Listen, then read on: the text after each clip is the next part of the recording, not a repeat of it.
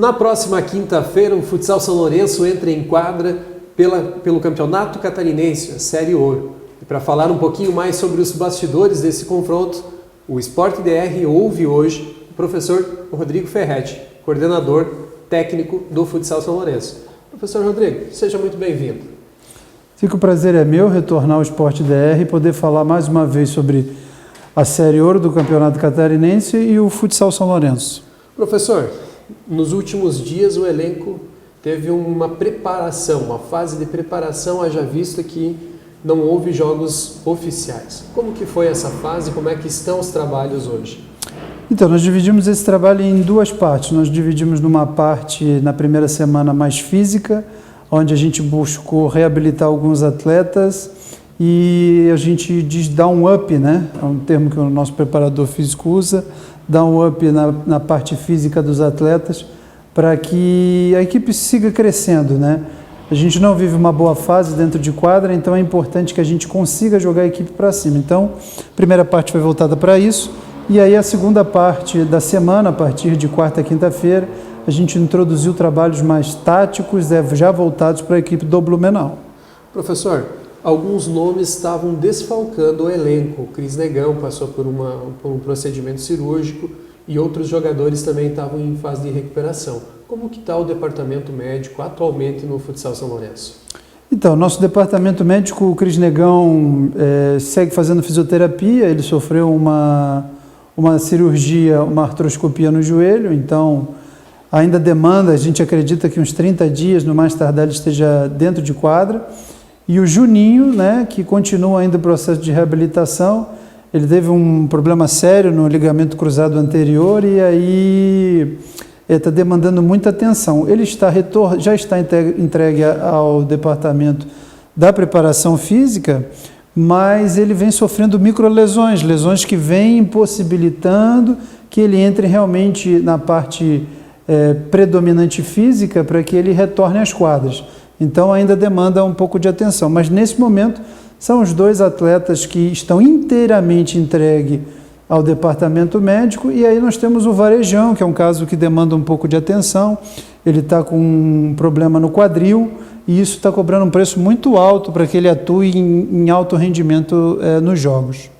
O Varejão está em afastamento ou ele treina com limitações? Nós afastamos ele uma semana, essa semana que foi mais preparação física, nós afastamos eles até pelo grau de exigência da semana, porque nós acreditamos que se for dado um desgaste a mais, ele vai ser obrigado a ficar fora. Então a gente ausentou ele para que ele se recuperasse. Vamos dizer que ele fez 50% da carga que os outros atletas fizeram, mas ele já está de volta às quadras, né, visando esse jogo do Blumenau. Professor, tirando o Cris Negão, tirando o Varejão, a vida fica um pouco dura dentro de quadra. Hoje, teria alguma sinalização de algum reforço, talvez um back ou propriamente uma outra peça para compor esse elenco? Na verdade, essas conversas existem, né, internamente dentro da diretoria. Nos foi passado algumas situações para a comissão técnica, nós estamos trabalhando alguns nomes, mas é um momento do mercado que a equipe precisa analisar bem para trazer alguém que realmente venha reforçar a equipe e não, por exemplo, fazer número, né? A gente hoje tem 8 atletas, a gente está jogando em 2 quartetos, 8 atletas adultos e 3 atletas, vamos dizer assim, sub-18, sub-20. Um deles não está inteiramente integrado à equipe por uma questão de regulamento de competição, que é o caso do Iago, por causa da Liga Catarinense, que exige que o jogador que joga lá não pode jogar a federação, né? Então tem esses probleminhas.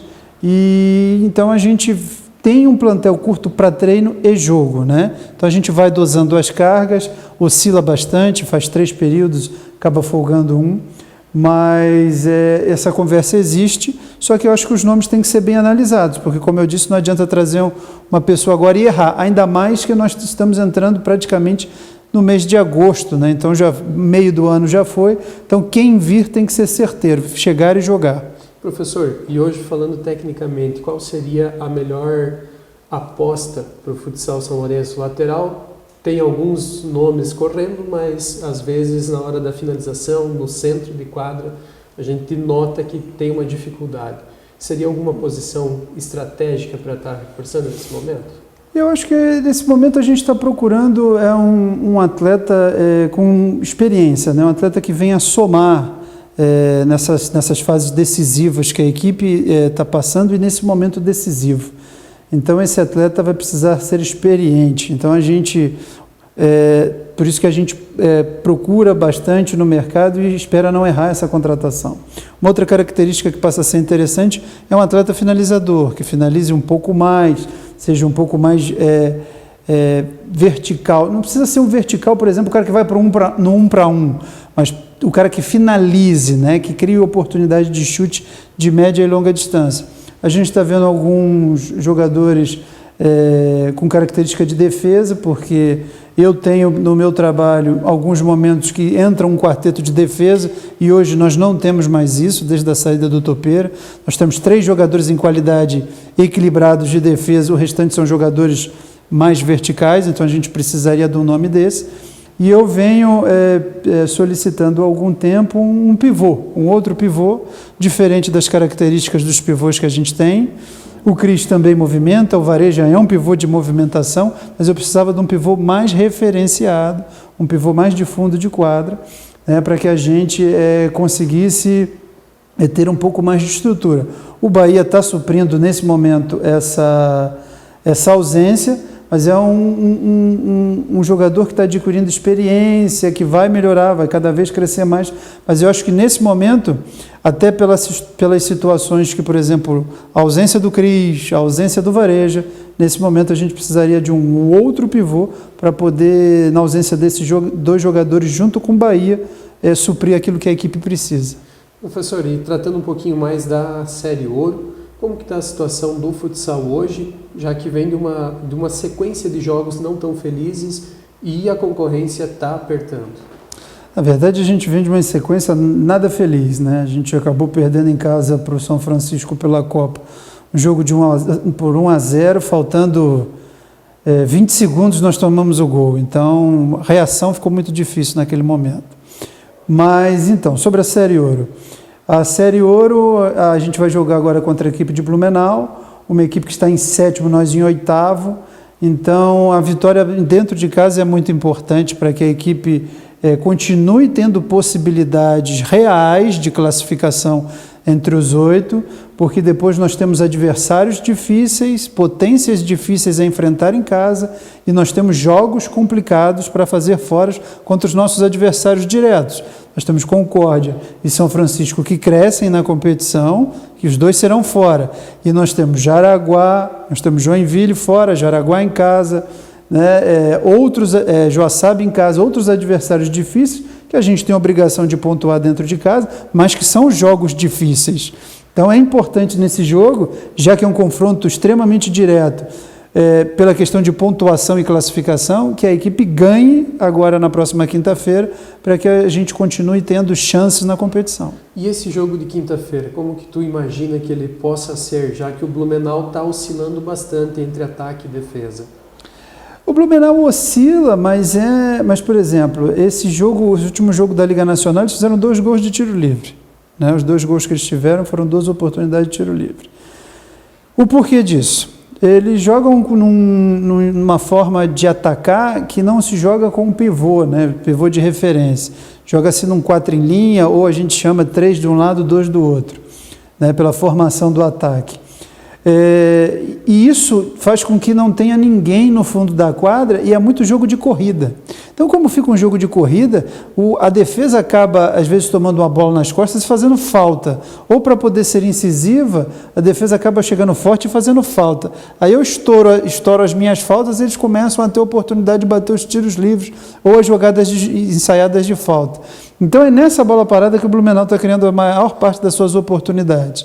A gente tem trabalhado isso, a gente trabalhou desde semana passada essas situações de jogar contra um 4 em linha, um time que não tem referência no fundo da quadra, que é um jogo muito do futsal europeu, que joga sem os pivôs de referência durante grande parte do jogo, mas vai nos criar uma dificuldade, mas a nossa quadra tem um fator positivo.